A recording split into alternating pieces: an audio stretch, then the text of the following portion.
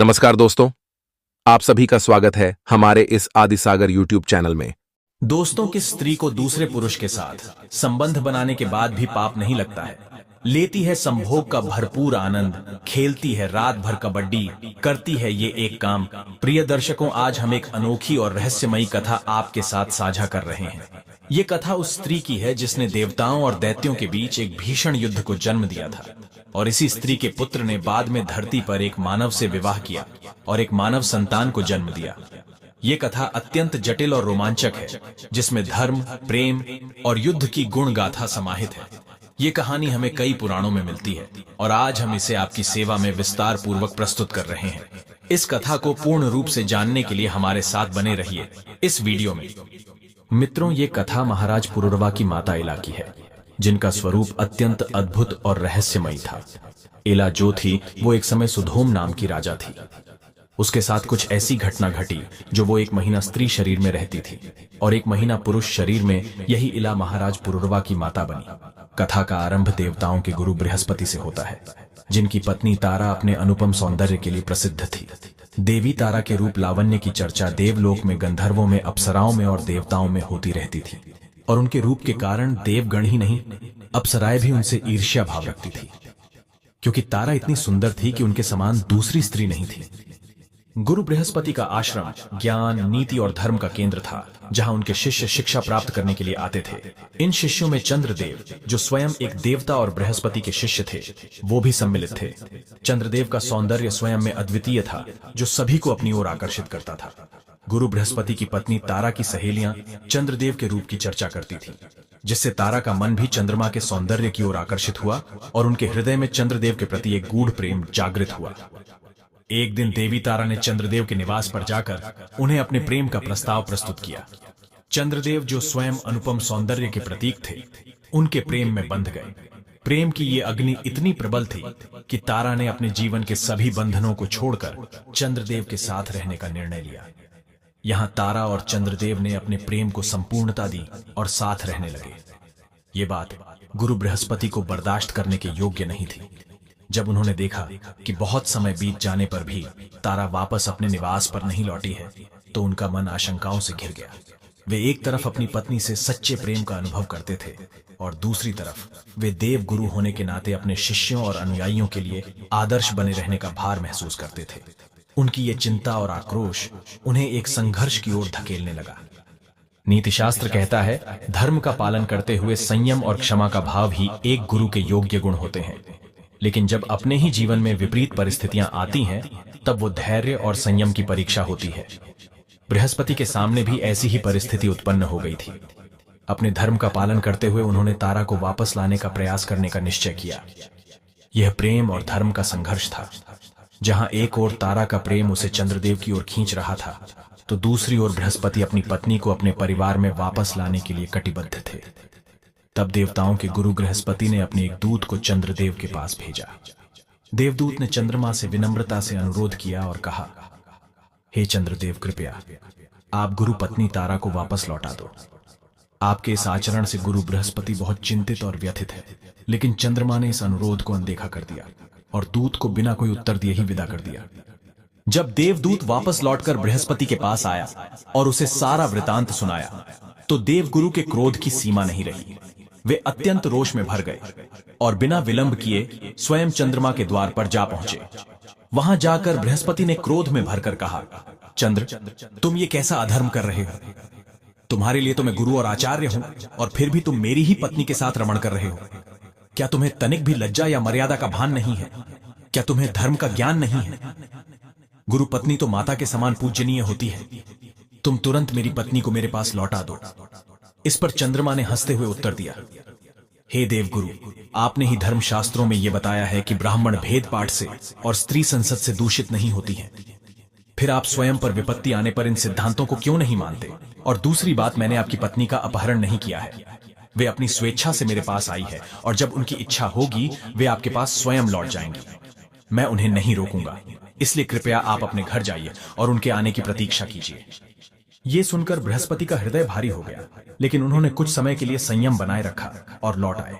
कुछ दिनों की प्रतीक्षा के बाद भी जब तारा वापस नहीं लौटी, तो बृहस्पति का क्रोध फिर से भड़क उठा। इस बार भी अत्यंत क्रोध में भरकर पुण्य चंद्रमा के द्वार पर जा पहुंचे। वहां द्वारपाल ने उन्हें भीतर जाने से रोकने का प्रयास किया। मित्रों, बृहस्पति देवताओं के गुरु, पूजनीय ब्राह्मण और नीति के झांता थे। यह अपमान उनके लिए असहनीय था। वे चंद्रमा को श्राप देने के लिए तत्पर हुए ही थे कि तभी चंद्रदेव मुस्कुराते हुए उनके सामने आ खड़े हुए। चंद्रदेव ने विनम्रता पूर्वक कहा, हे गुरुवर, आपको क्रोध करना शोभा नहीं देता। एक ब्राह्मण को अपने मन में क्रोध और ईर्ष्या के भावों का त्याग करना चाहिए। क्रोध तो ब्राह्मण का सबसे बड़ा शत्रु होता है। आपके जैसे महान गुरु का हृदय इतना कठोर नहीं होना चाहिए। उन्होंने आगे कहा, गुरुवर देवी, तारा न केवल आपकी पत्नी है बल्कि एक स्वतंत्र स्त्री भी है और धर्म के अनुसार स्त्री की इच्छा का सम्मान किया जाना चाहिए। मैंने उनका अपहरण नहीं किया है और ना ही अपनी बलपूर्वक इच्छा से उन्हें यहाँ बांध कर रखा है। वे अपनी स्वतंत्र इच्छा से यहाँ आई हैं और जब वे स्वयं चाहेंगी तब आपके पास लौट जाएंगी। देवगुरु बृहस्पति क्रोध में उबल रहे थे और चंद्रमा को श्राप देने का संकल्प कर चुके थे। उन्होंने एक बार फिर कहा, चंद्र स्त्रियों का मन स्वभावतः चंचल होता है। उन्हें सही और गलत का भान करने में समय लगता है और मैं ये भली भांति जानता हूं कि तारा इस समय किस स्थिति में है। तुम्हारे लिए यही उचित होगा कि तुम मेरी पत्नी तारा को तुरंत मेरे पास लौटा दो, अन्यथा मैं तुम्हें श्राप दे दूंगा।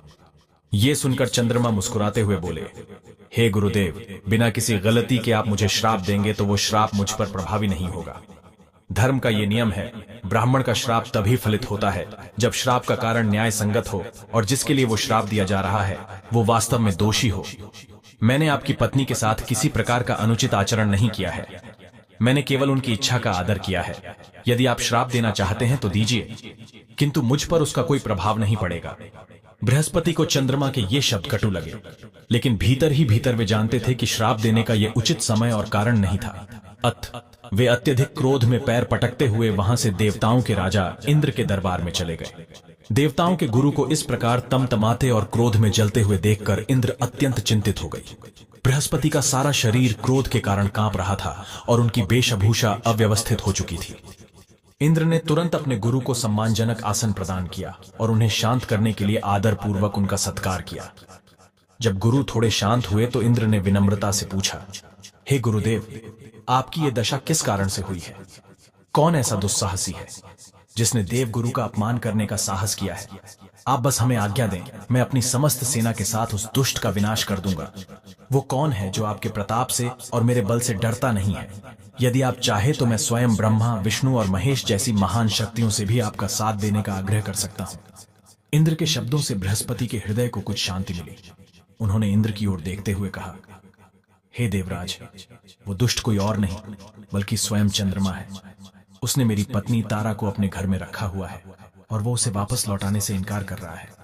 मैंने उससे विनम्रता पूर्वक निवेदन किया, उसे समझाने का प्रयास किया और यहाँ तक कि श्राप का भय भी दिखाया, परंतु वो अपनी हट पर अडिग है और उसे छोड़ने का नाम नहीं ले रहा है।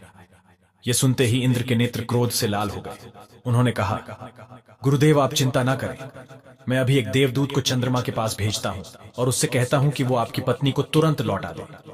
मित्रों, तुरंत ही इंद्र ने एक योग्य देवदूत को बुलाया और उसे आदेश दिया, तुम जाओ, चंद्रमा से आदर पूर्वक निवेदन करो कि वो देव गुरु की पत्नी तारा को वापस लौटा दे। तुम्हें यह संदेश अत्यंत मधुर और विनम्र शब्दों में कहना होगा ताकि उसे गुरु का क्रोध और देवताओं का आक्रोश समझ में आए। दूत ने इंद्र की आज्ञा का पालन करते हुए चंद्रमा का दरबार गमन किया और वहां पहुंचकर आदर पूर्वक कहा, हे चंद्रमा, आप अद्वितीय सौंदर्य के स्वामी हैं। आपके पास स्वयं दक्ष प्रजापति की कन्याएं पत्नी के रूप में हैं।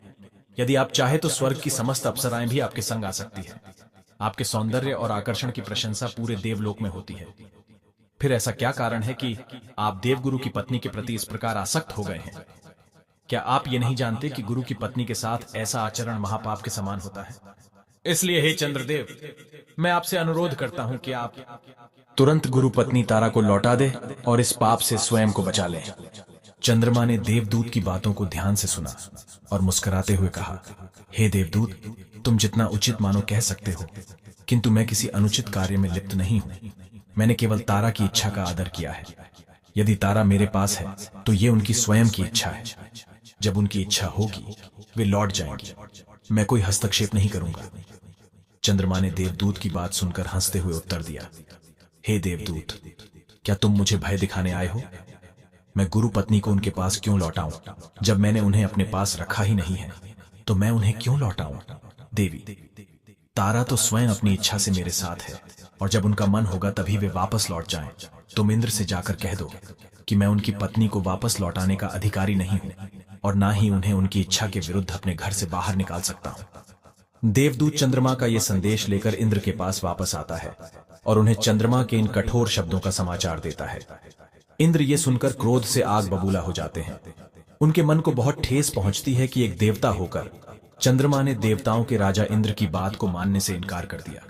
इंद्र का अहंकार इस अपमान से आहत हुआ और उन्होंने तुरंत अपनी सेना को युद्ध के लिए तैयार होने का आदेश दिया।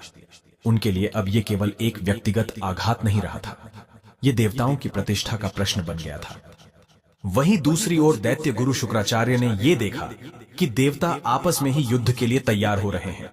उन्हें यह एक उत्कृष्ट अवसर दिखाई दिया जहां वे देवताओं की इस आंतरिक अशांति का लाभ उठा सकते थे। शुक्राचार्य ने तुरंत दैत्यों की सेना को तैयार किया और चंद्रमा के पास जाकर उन्हें प्रस्ताव दिया कि हे चंद्रमा देवराज इंद्र, तुम्हारे ऊपर आक्रमण करने वाले हैं। यदि तुम चाहो तो दैत्यों की सेना तुम्हारा साथ देने को तैयार है। चंद्रमा, जो स्वयं को देवताओं की पूरी सेना का सामना करने में असमर्थ समझ रहा था, शुक्राचार्य के इस प्रस्ताव को सहज स्वीकार कर लिया। महर्षि यात्री के पुत्र चंद्रमा ने दैत्यों का सहारा लेने का निश्चय किया, क्योंकि यह स्पष्ट था कि वे अकेले देवताओं की विशाल सेना से मुकाबला नहीं कर सकते थे। अब चंद्रमा की तरफ से दैत्यों की सेना भी युद्ध में उतरने के लिए एकत्रित हो गई। स्वर्ग में एक अद्भुत और असामान्य दृश्य उत्पन्न हो गया था। एक ओर चंद्रमा के नेतृत्व में दैत्य सेना थी जिसे दैत्य गुरु शुक्राचार्य का समर्थन प्राप्त था, और दूसरी ओर देवगुरु बृहस्पति के समर्थन में इंद्रदेव अपनी विशाल देव सेना के साथ युद्ध के लिए तैयार थे। देवताओं और दैत्यों का यह संग्राम प्रारंभ हो चुका था, जिसमें किसी को भी इस भीषण युद्ध के परिणाम की परवाह नहीं थी। सभी के मन में बस